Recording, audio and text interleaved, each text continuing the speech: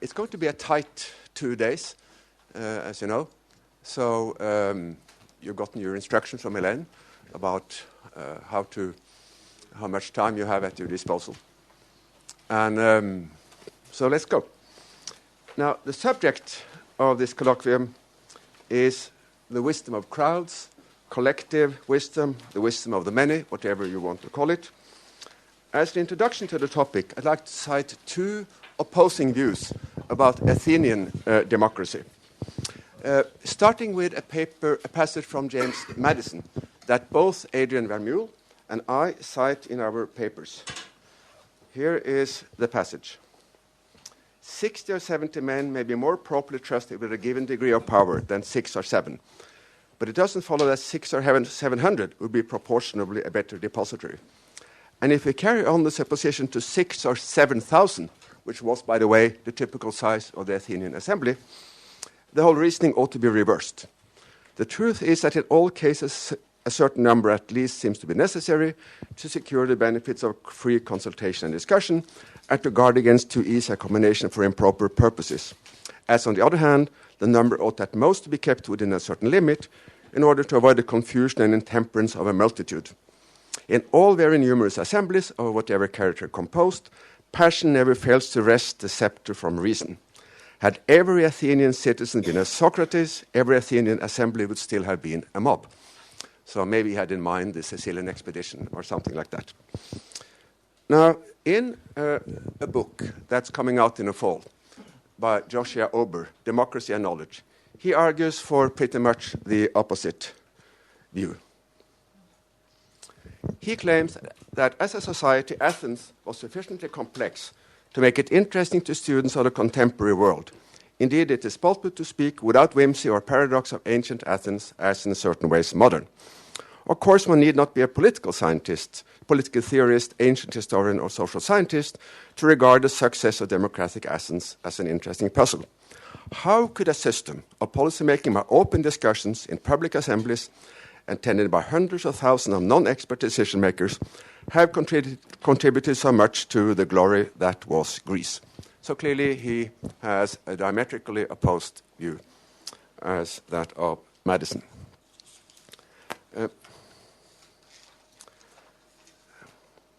In his book, Ober demonstrates the many mechanisms by which the Athenians organized and harnessed the dispersed knowledge of citizens for public ends.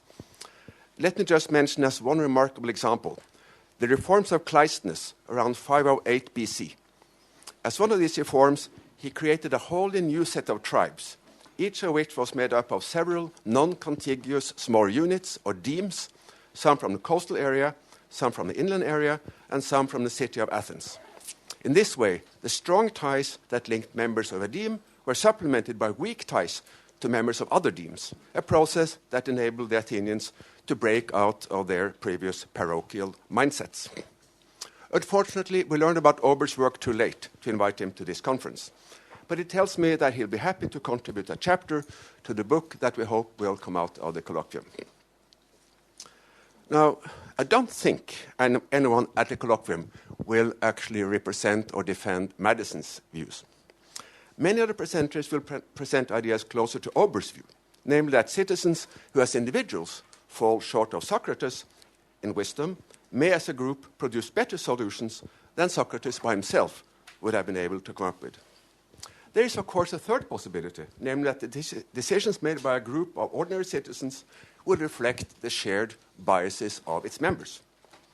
To take an example from my own field of study, constitution making, after the fall of communism, the ethnic majority in Bulgaria and Romania produced constitutional drafts that were heavily biased against the Turkish and Hungarian minorities. There was little collective wisdom at work in that process. The idea of collective that we're discussing here can obviously be taken in many senses, ranging from small groups to a national electorate or even the international community.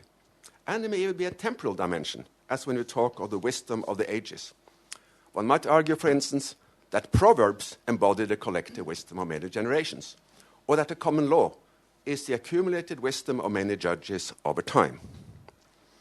Whichever level we study, it seems to me that collective wisdom can be decomposed into good values and smart beliefs.